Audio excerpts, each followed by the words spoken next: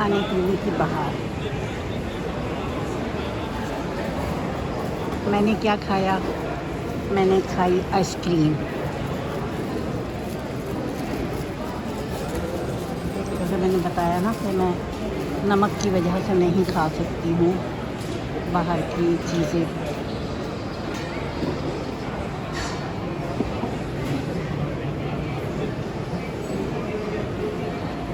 अब मैंने काफ़ी टाइम यहाँ गुजार दिया, तो अब मैं घर जा रही हूँ।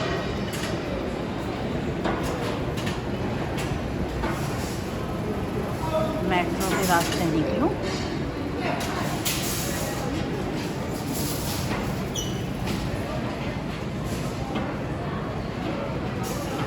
ये आ गया ऑटोमेटिक डोर। गाड़ी सीधी कर लूँ।